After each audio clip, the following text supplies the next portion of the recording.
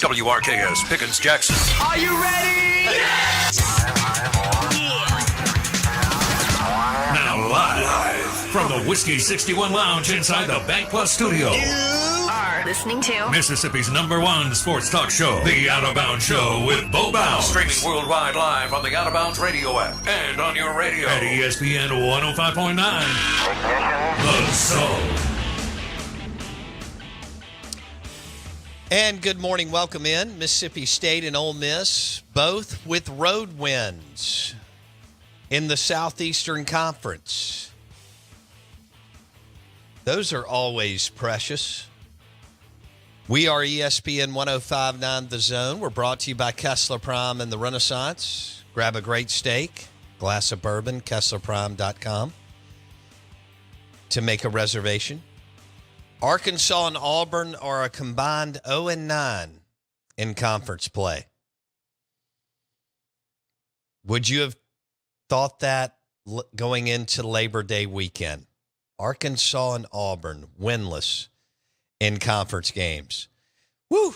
All right, you can hit us up on the Ben Nelson Golf and Outdoor caller line, 601-707-3750.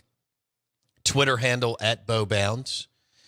And the Ag Up Equipment text line is 601-885-3776. We want to welcome in Jake Thompson, on 3, Ole Miss Spirit. He joins us on the Farm Bureau Insurance guest line. And Jake, did you think that Quinshon Judkins would have his 2023 coming out party Saturday against Auburn? I felt he was motivated all week. I know he told us, it's just business as usual. Treat each game the same. But I think if you grew up less than, an hour, 40 minutes away from that school, and they didn't really kick the tires on you that much in high school, I would want to prove something, or at least be motivated in front of my friends and family at the very least. And that's exactly what he did. He didn't have his highest total, but he had his second highest total, but it was the best he'd looked running the ball consistently throughout the game. I think he looked better than he did against LSU in that shootout. But, yeah, for sure. And even after the game, he kind of, pulled the curtain back and showed his cards and said, yeah, once Saturday got there and he was in that stadium, it was hard to kind of keep those emotions in check. And, yeah, he was playing with a purpose. Jake Thompson, Ole Miss insider, talking Ole Miss beating Auburn, and they only have one loss in the conference. Here we are marching into late October. Vandy's not any good, 25-point favorite, so that'll be a W. And then we go back-to-back against A&M and Georgia.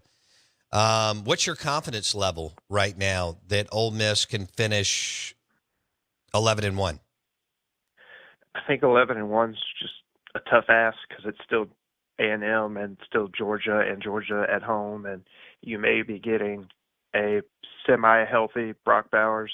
That game kind of comes in the beginning of his window to return, depending on which doctor or internet doctor you believe or read in terms of his prognosis. But I think that's going to be a tough one, just any way you slice it, especially on the road at their place. But I think a 10-2 season hinges on just what kind of A&M do you get in a couple weeks, and what are they playing for? Do they feel like they got nothing to lose? They're the animal kind of cornered, and do they come out guns blazing? But they haven't played well here, under Jimbo.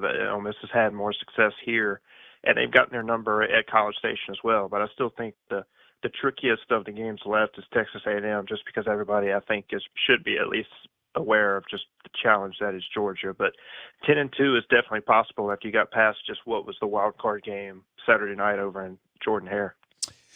You were there. Was that your first game there, or have you been there before? No, I was there 2 years ago with the Matt Corral game where he was hurt, came back, and so this was my second time there. Okay. So was that a night game? I don't remember. Yeah, it was. Okay. It was. All right. So first time for Ole Miss to beat Auburn in back-to-back years since 51-52. Was it a lot louder than 2 years ago, or crazy in the same?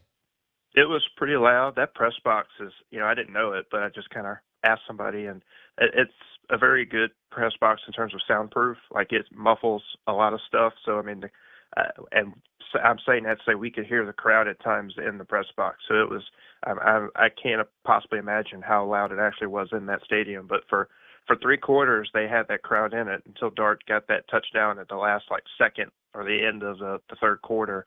And that just kind of put the damper on the stadium for most of the fourth quarter until they got that touchdown with a minute left and, with the chance to try to get the onside kick. But for 3 quarters, that place was packed, rocking, and they showed up. I know that it's, before the game or before the end of the game, they were 0-3 and 3-3 and just kind of spinning their wheels, but that crowd showed up, and it is a tough environment. I mean, that's not really coach speak, no matter if it's Kiffin or anybody else. That's a crazy environment, and you add at night and all the historical stuff with Ole Miss playing over there at night. So, a lot of off-the-field factors were there, but, that Ole Miss just kind of gutted it out, and they keep telling us this after each game when they kind of win these games, that they don't think the 2022 team could have handled these kind of games. They had good players, but they feel like this is a more bonded and meshed team and more experience with this adversity. And they kind of keep showing it, starting all the way back with the Tulane game. Okay, so you basically get a bye week against Vandy. You mentioned A&M. They play South Carolina. It'll be interesting. They should win handily, but we don't ever know what we're going to get from A&M, right? Yeah, they've looked okay with Max Johnson coming in, and Ole Miss has faced him already when he was wearing an LSU helmet at one time in his career, so they're familiar with him. But yeah, you're right. It's been the SEC has been up and down. You don't know what you get, and you expect one thing, and then maybe the game's very different until that team wakes up and pulls away at the end or wins by a touchdown. But no, I believe Texas A&M is good. Their defensive line is good. It's just the offense, and can it do enough to compete? Because I do think Ole Miss, obviously every team does, but Ole Miss's offense just seems to click better at home, and that's a Captain Obvious statement. But if they can find a way to score on that A&M defense, I think the Ole Miss defense can do enough to frustrate the Aggies. But yeah, I think a lot of it comes down to just their mindset of what they do this coming weekend and where they are and just kind of where their season is entering November 4th. Yeah, no, I agree. What else? I mean, as the ebb and flow of the game, I didn't really ever think Auburn could win it. Did you? No, I mean, for the first time, I kind of felt on paper Ole Miss was actually the head and shoulders better team, just from what little that I've watched of Auburn, and obviously the 6 games I'd watched of Ole Miss.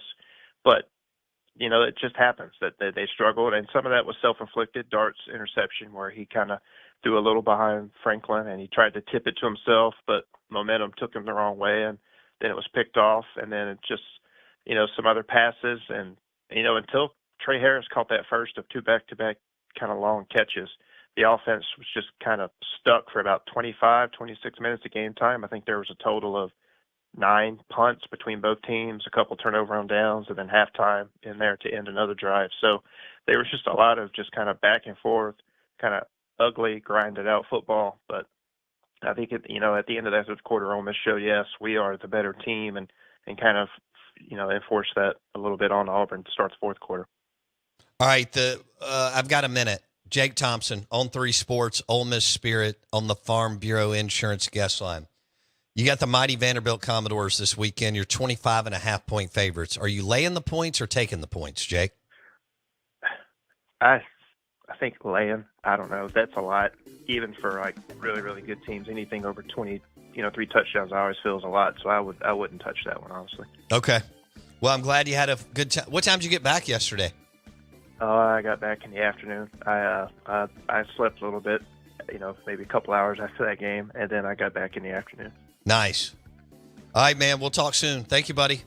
I appreciate it. Y'all have a good one. Okay, Jake Thompson, he was there. Ole Miss beats Auburn. First time back-to-back since 51-52, and pulled away late.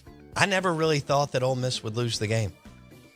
He did make a great point. The 2 long throws kind of broke Auburn's will, right? I mean, they had played scrappy ball all night, and then that was it. Ole Miss is a 25.5-point favorite over Jason's Vanderbilt Commodores. We're live in the BankPlus Studio.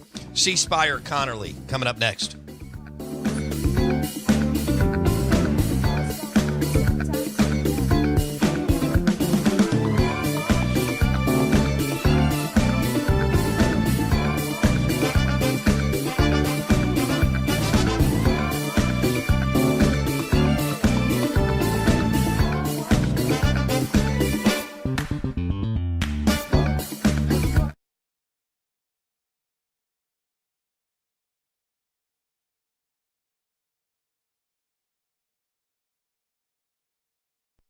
Bow Lounge and on your radio. Listen to him all the time, every day. At ESPN 105.9. The Zone. 61 Lounge and